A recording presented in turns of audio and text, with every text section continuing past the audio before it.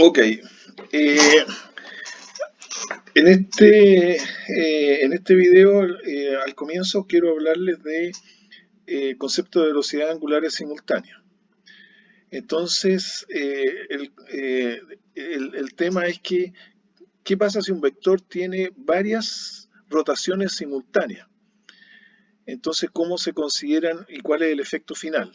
Entonces, para ver y obtener alguna expresión útil y algún, digamos, resultado útil, veamos la figura. Tenemos en esta figura, tenemos un sistema de referencia, el sistema de referencia 0, y tenemos un vector A que se desplaza y tiene dos rotaciones simultáneas, θ1 y θ2.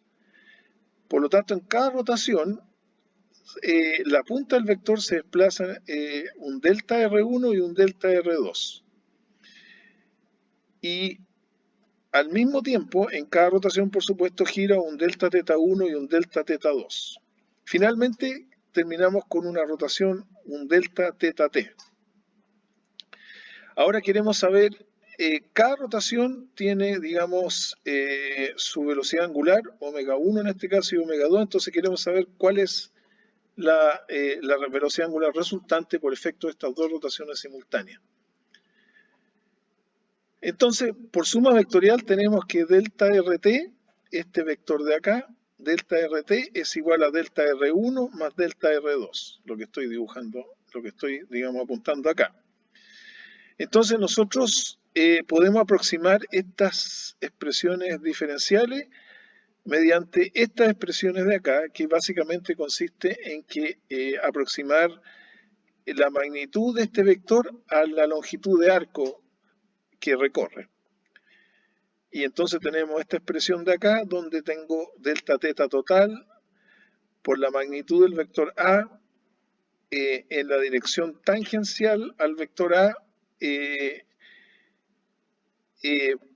es igual a la rotación delta θ1 por la magnitud del vector A por la dirección tangencial a la rotación 1, que es básicamente en la misma dirección de delta R1, y acá tenemos lo mismo para el segundo vector, o para la segunda rotación. Entonces, esta expresión de arriba, que lo único que hicimos acá fue aproximar la longitud de arco a la magnitud de este vector. Y eso se puede hacer dado que estamos trabajando con dimensiones infinitesimales, por lo tanto podemos, eso, si consideramos magnitudes pequeñas, eso se puede aproximar digamos, sin problema. Entonces ahora si tomamos límite a eso, a la expresión de arriba, y empezamos a ver cosas que ya reconocemos, porque ya sabemos que la velocidad angular de un vector se escribe de esta manera, es el límite del ángulo barrido por unidad de tiempo en la dirección, digamos, normal, y por lo tanto, este límite lo podemos transformar en esta relación de acá. Porque finalmente E sub tt es igual al vector normal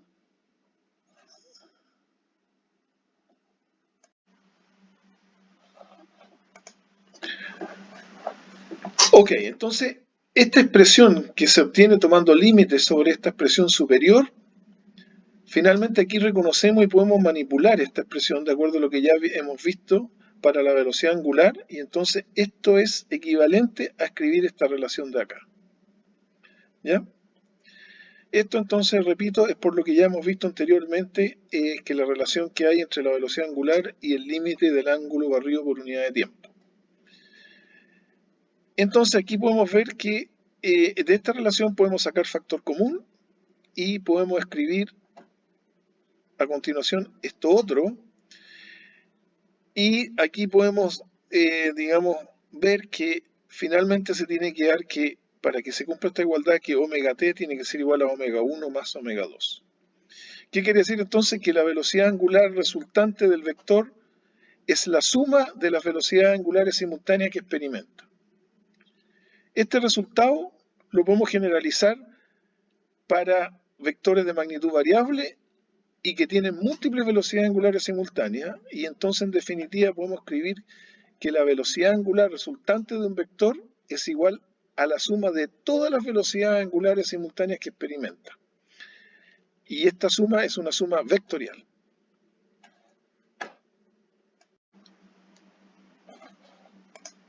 Ahora vamos a avanzar y vamos a ocupar lo que hemos visto recién para obtener las derivadas de un vector cuando usamos sistemas de referencia móviles auxiliares.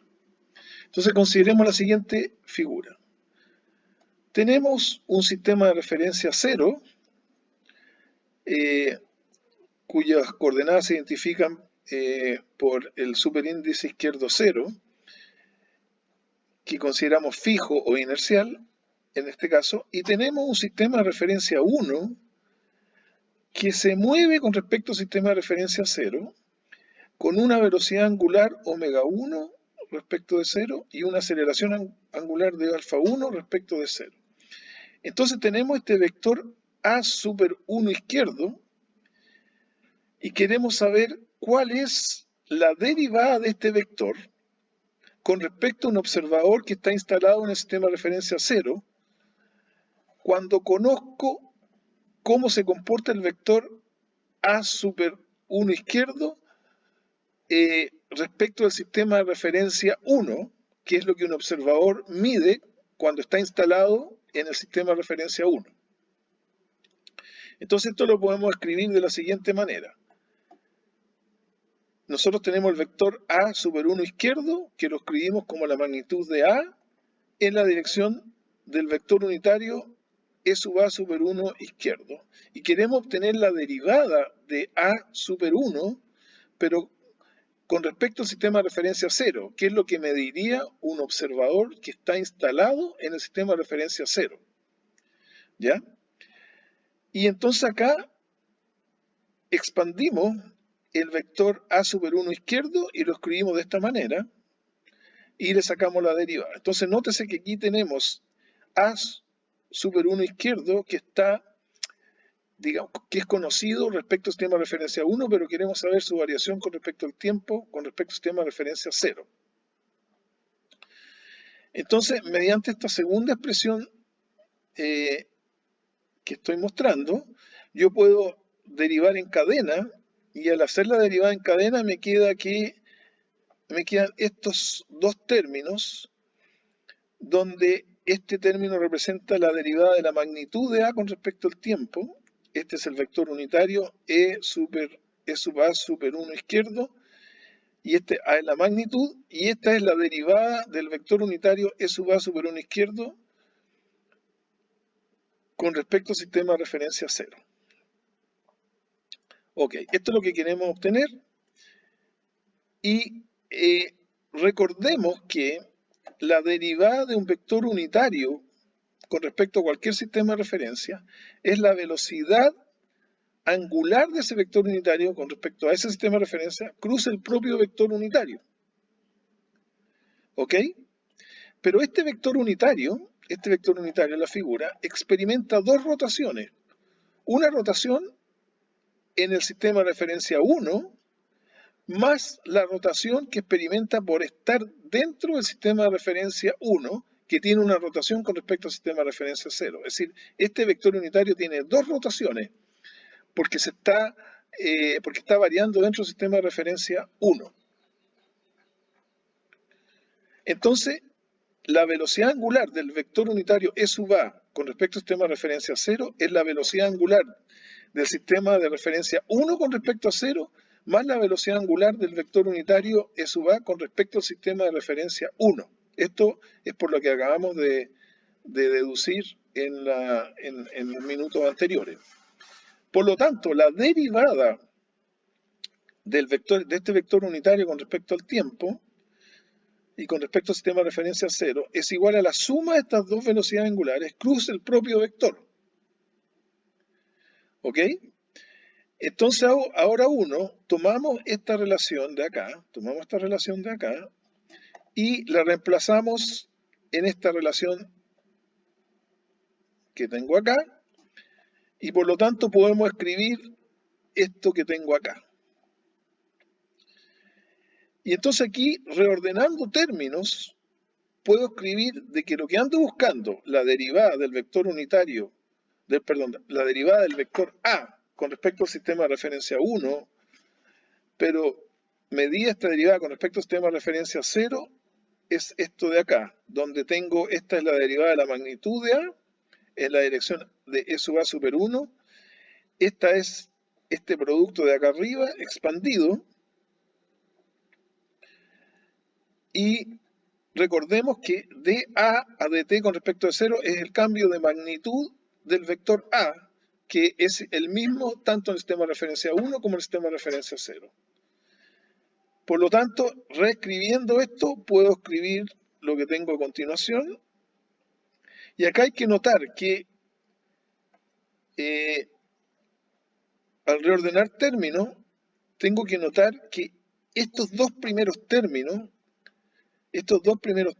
en realidad lo que significa esto es por definición la derivada del vector A super 1 izquierdo con respecto al sistema de referencia 1, ya que esto ya lo habíamos visto anteriormente, es la derivada de la magnitud del vector A en la dirección del original del vector A, más la velocidad angular del vector A con respecto al sistema de referencia 1, cruz el propio vector. Entonces, usando este término de acá y reemplazándolo acá arriba por estos dos términos, es decir, este término ahora lo reemplazamos por estos dos términos que están acá y podemos escribir esta igualdad fundamental. ¿Qué quiere decir? Y aquí viene lo importante y esto hay que recordarlo porque lo vamos a usar mucho a continuación. La derivada de un vector que conozco su comportamiento en un sistema de referencia 1, la derivada de ese vector con respecto al sistema de referencia 0 es igual a la derivada de ese mismo vector, pero con respecto al sistema de referencia 1 y con respecto al tiempo, más la velocidad angular del sistema de referencia 1 con respecto a 0 cruz el propio vector.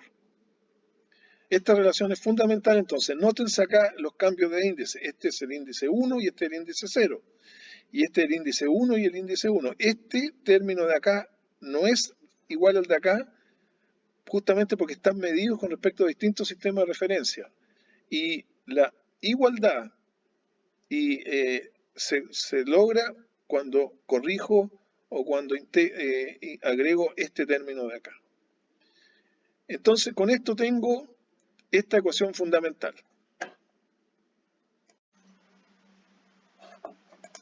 Ok, ahora vamos a obtener expresiones para la velocidad y aceleraciones,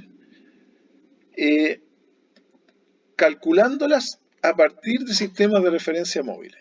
Y vamos a usar lo que acabamos de ver en los minutos anteriores. Entonces, ¿cuál es la situación que tenemos?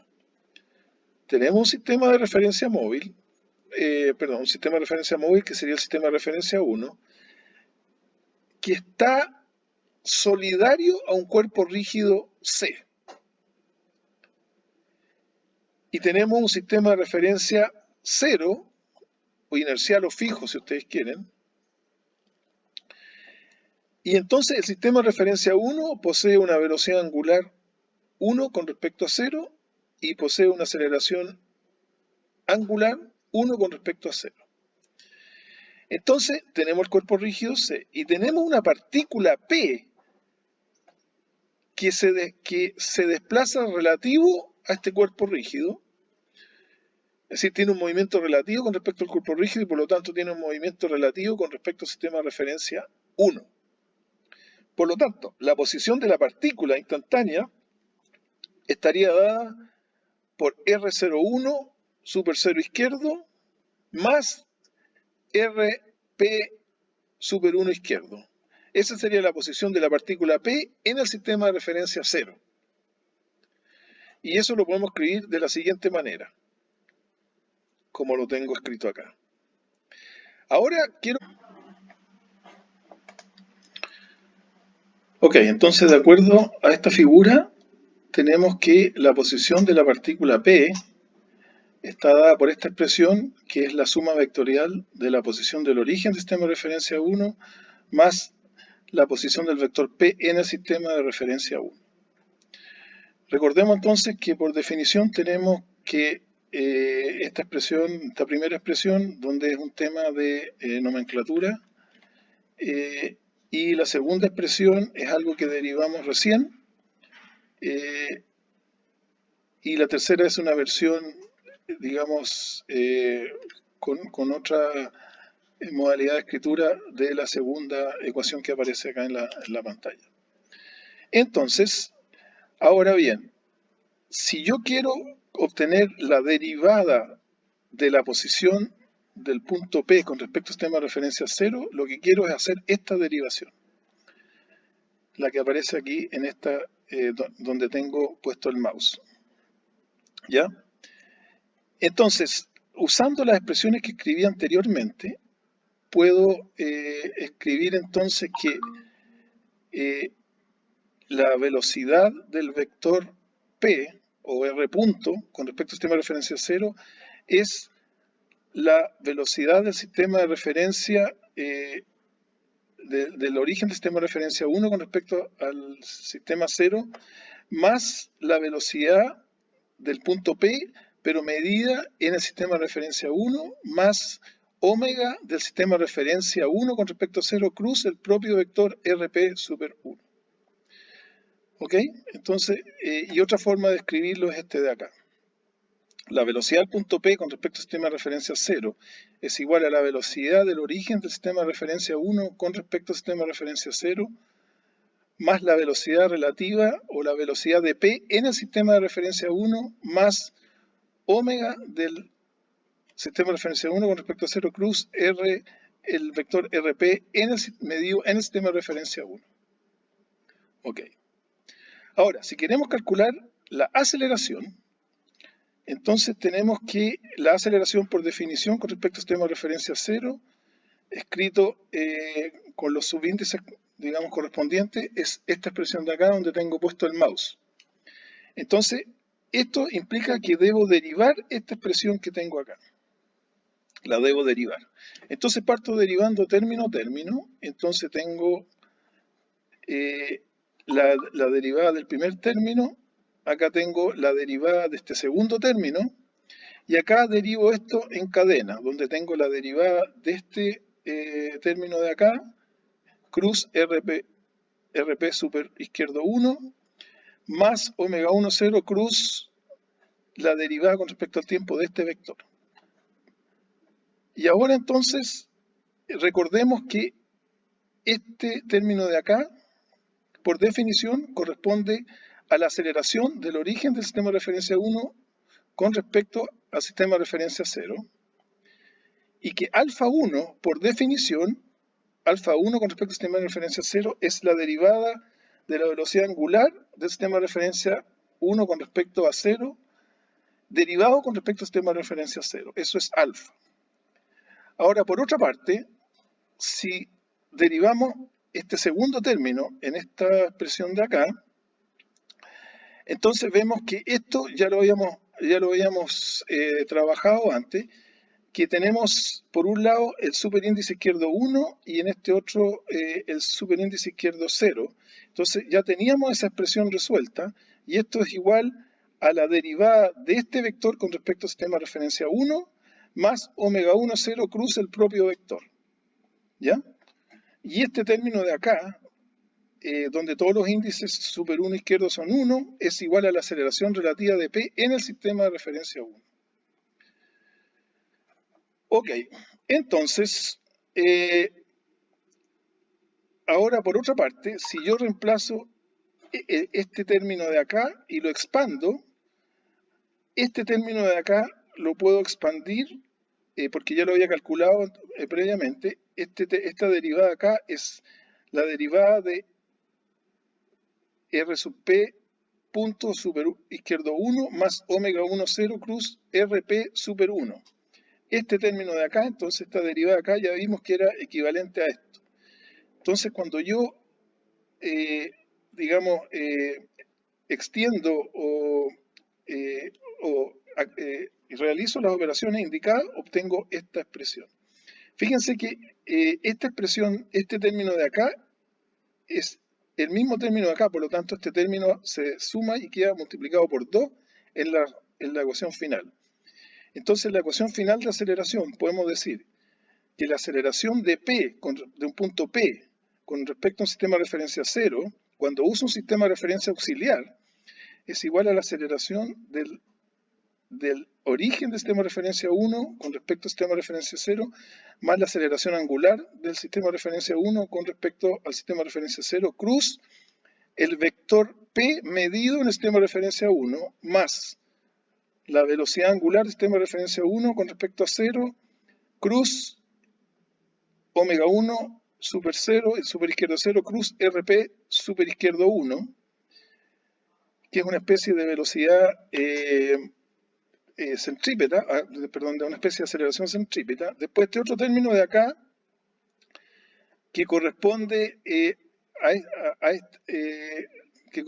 a este término que tengo acá arriba, es la aceleración de la partícula o del punto P con respecto al sistema de referencia 1, más 2 veces, lo que les decía anteriormente, 2 veces la velocidad angular de 1 con respecto del sistema de referencia 0 cruz V sub P super 1.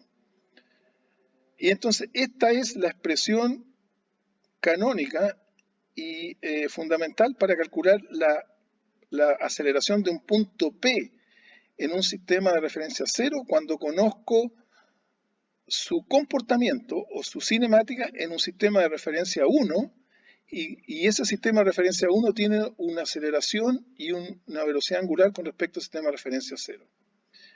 Cabe notar que el término 2 veces omega 1 super izquierdo 0 cruz V sub P super izquierdo 1 es lo que corresponde a la aceleración de Coriolis, que es en el fondo es un factor de corrección matemático o vectorial para relacionar entonces la aceleración de la partícula P en 0 con la aceleración de la partícula P en 1. Ok, entonces esto es lo que queremos, digamos, decir con respecto a las aceleraciones. Ahora estamos calculando entonces usando ya de frentón sistemas de referencia auxiliares. Gracias.